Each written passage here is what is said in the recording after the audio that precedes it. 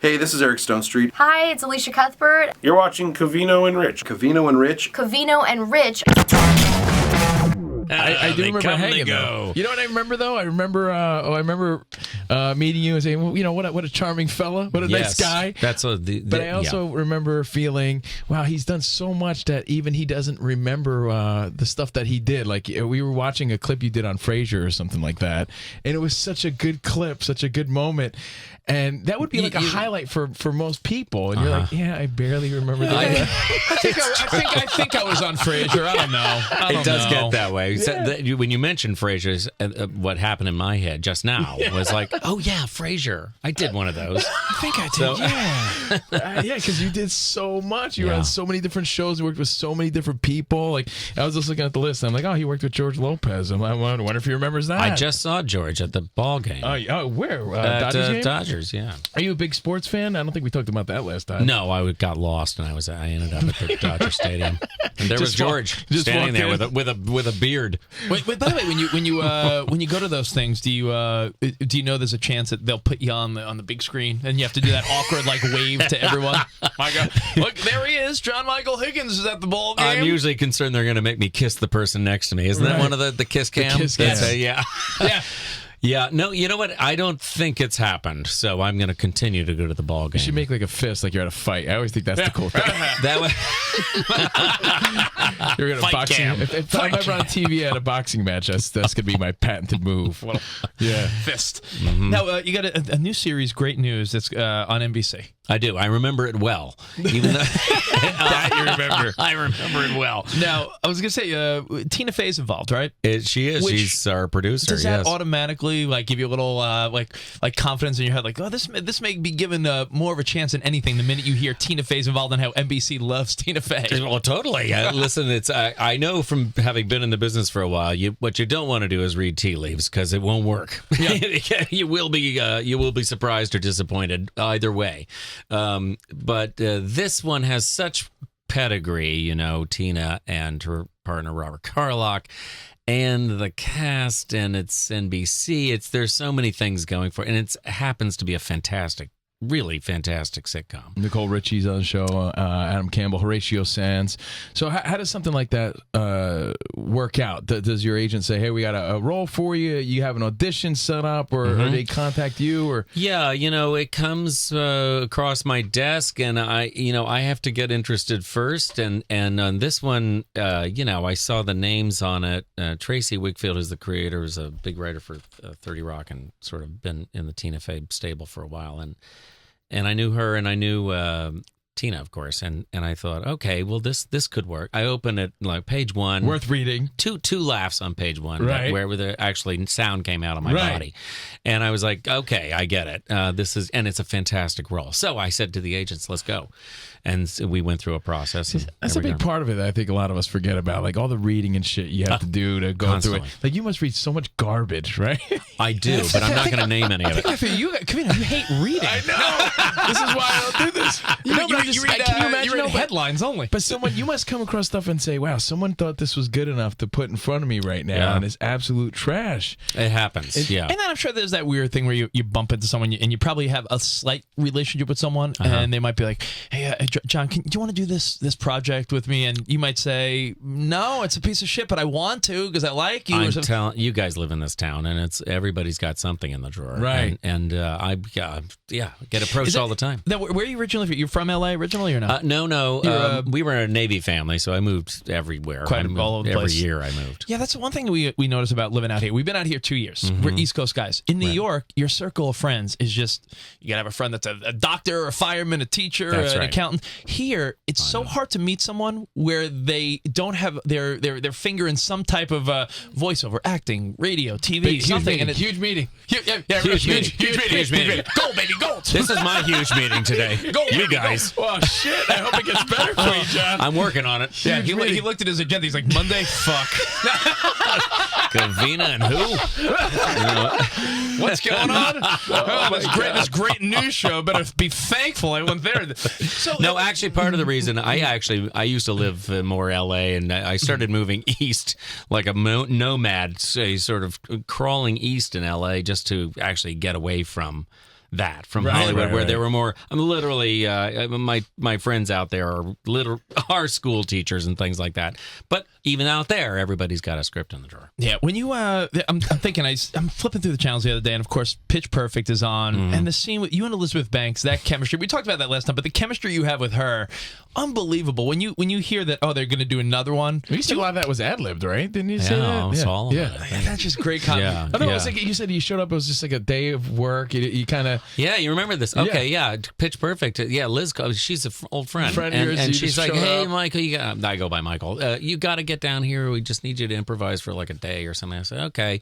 They're in Baton Rouge. I was in New York doing something, and I was flying home. I was sure we triangulated the flight, and that was it. I had no idea it was going to be a big deal. And I literally forgot about it as I forget actually what I'm saying now. Isn't that how things seem to turn out in life, and I guess in your career, where you think the things that are going to be big, maybe sometimes don't. And then back to the tea leaves. I'm telling you, I will do like a movie that costs $200 million, and it'll go straight into the toilet. You'll never ever hear about it again. It's like you total blank when you mention it to people. And then I'll do a movie one day in Baton Rouge, and I can't even remember doing it. And it's like the biggest thing in America.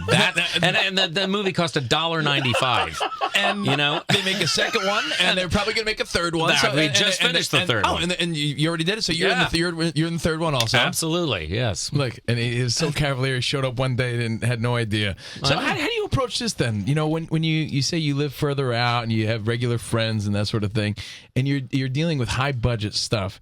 You don't want to overhype it, right? Because you know that it might not work. So how do you handle that when they ask you, so what do you got going on, John? Well, it depends on who's asking. Michael. His friends call him Michael. This is why you guys have gotten so far. You remember everything. It's a steel trap. Yeah. Right. Between you, there's one steel trap.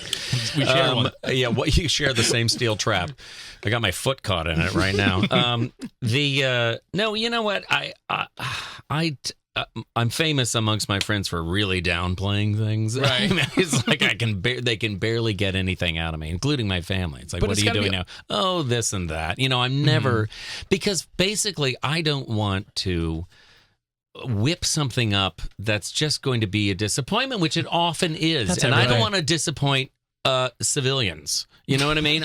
They should be happy about the entertainment industry and look forward to things, and you know what I mean? So I don't ever get them going, So with your friends with your close friends and family, you almost have to downplay.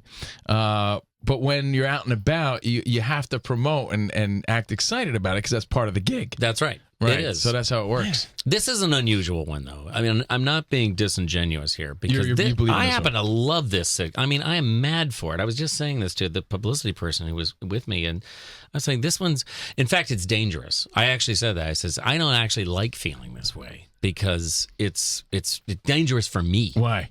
Because I want this. Right. You want this to work. This thing is great. It's a really good show, and it's so fun to do. It's a great character. The thing writes itself. This is what you want, incidentally, boys. You want a character where the pencil. You don't even have to hold the pencil. It just writes by itself, and that's these writers. You can always go to my character for a great laugh. Everything he says is going to be good. So it's like a relationship you have high hopes for. Yes, and you're scared to jump in. But totally. And we do that with relationships too, right? It's like, I like her too much. I'm scared of this one. Great news on NBC. Well, we're definitely going to check this out. It's so funny because from our perspective, we could tell sometimes when someone comes in here and they really don't believe in the project they're promoting, and you can tell it's like and they come back with multiple projects throughout the years. We've had guests on multiple times, and certain ones stick out where the minute they leave, we're like, man, I wish them well, but they don't. I can tell that they don't believe in it. I've been that guy many times, It's work, work is work, right? Yeah. John, let me, I'm sorry, Michael. John Michael Higgins. You clever. John Michael Higgins. We've met him a few times now, so. Yeah, we call him Michael. You can call him Michael now. John Michael Higgins. You probably best recognize him from, what do people say mostly? It's Fred odd. Claus. I'm a Fred Claus. Because I was, you know what they say? They say, hey, you were an elf. And I'm not an elf. I'm in Fred Claus. I play an elf in Fred Claus. And so people say, I love you, an elf. I'm a great elf. I was like, thank you.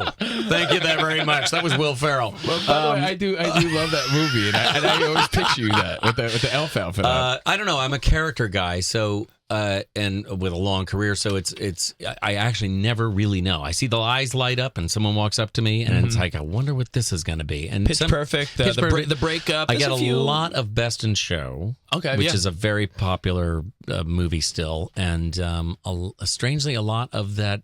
I did an HBO movie 1,000 years ago where I played David Letterman. Oh yeah, and people have a real connection for some reason. That movie, I get a lot of. Was it called Night Wars? Late It was Wars? called Late Shift. Late Shift. Yeah. You know, I read somewhere. I don't think we talked about this last time, and I do remember that. I'm like, oh yeah, that's right. That was you that played David Letterman. Yeah. That you got backlash from him for that. Is that true? Like he never welcomed you on the show well, or something? to be fair to him, I mean, we were doing his private life, and I'm sure it didn't make him. I wouldn't want anyone doing that to me. So, he was tough on the show. So you did all the late night circuit, probably, except for Letterman? I went on a show, but I got bumped. Oh, no way! That's what happened. Yeah. No shit. Yeah. Sort of on purpose, probably. Yes, well, I'll leave the rest to you. I have a question.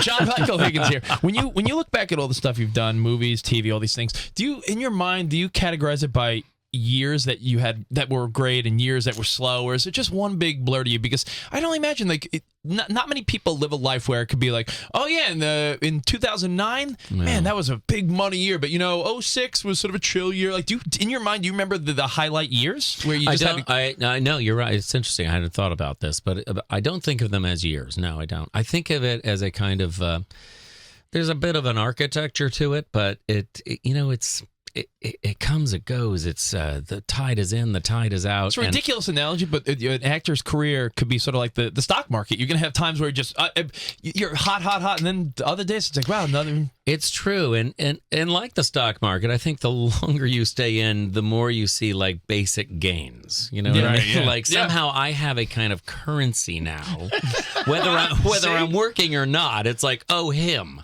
And so you have a kind of, if you looked at the chart, I'd be higher on the chart than I was back then when I had the fancy job. Can I get to your ego though, John? Let's get it. Yeah, Let's no, like you're a happy family man with kids and everything like that.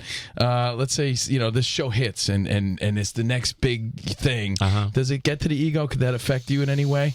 At this age, probably not. But maybe years ago, it could have. Possibly, yes. Wow. Yeah. Face on the billboards. I don't. The billboards. When I see myself in an advertisement or something like that, it's it turns you on. It turns you on when you. It turns me on. Oh man, it turns me on. No, there I am. I'm generally thinking about. I think this is probably true of most actors. I'm thinking about other people. I'm thinking like, oh, that would make my mother happy. Oh, you know what I mean? I'm yeah. not. For me to look at it, generally, what I'm saying is like, who would hire? Well, look at that. It's like I'm the oldest man alive, you know. Of all these people you worked with over the years, is there one person that sticks out where you knew they were going to be a star the minute you saw them? Maybe you worked with them before they were big. Someone that you said, I could see it in them. I could see that they're going to be big. Because I can imagine you've worked with a ton of people over the years. I have, and many of them are already stars. That's anyone that had an aura? Anyone where you're like, oh, this person is a fucking star? Like you could just hanging around them. You go, God, look Jerry at him. Seinfeld had an aura. I'm sure. I did one of those too. I know you did. Yeah. You did everything. You know what's interesting about that? I started as a stage actor, so I would occasionally meet people in a play or something. I was like, this girl is a star. Wow, yeah, you see it. She is outrageous. This is outrageous. And then 10, 20 years later, I was like, she's not a star. Yeah. What happened? What happened, right? And that's happened many times. I mean, I've worked with guys who are so funny. I mean, I couldn't, work. I was laughing, and it's like, where are they? A lot of talent, right? I mean, you're surrounded by it. I know. So then what is it then? Is it timing and luck mixed in with the talent? Oh boy, I wish I knew. I just wish I knew. So when you think about all the work that you've done, though, that's pretty fortunate and blessed life. Yes. Obviously you're talented with that. There's a lot more to it. Part of it is just hanging in, and part of it was a little bit of luck on my part, which is I'm a character person and not a leading man. Well, we wish you... And that's sort of a fun life in a way, right? It can be, yeah. Everything changes. There's not much pressure in a way, right? Because you're like, that's right. I guess if it fails, you can be like, well, it wasn't me to blame the lead. I'm not above the title. It's true. And those guys are constantly under that pressure. Well, Great News is the new series again, Tuesdays, 9 p.m. and 9:30 on NBC. Great news for John Michael Higgins, guys. And you're always welcome on the show, man. It's good to see you again. I love seeing you guys. So yeah, that's tomorrow night, everybody. Watch the show. It's really funny tomorrow night. It's a great episode where I go blind. It's at Real. What a tease. It's so good. What a tease. Yeah. Real _JM Higgins. I won't tell you why. JM Higgins. All right, and we'll see you guys tomorrow. Thank you for being on the show. We'll see you then. Arrivederci, baby. Thanks, see you in the guys. promised land. Bye.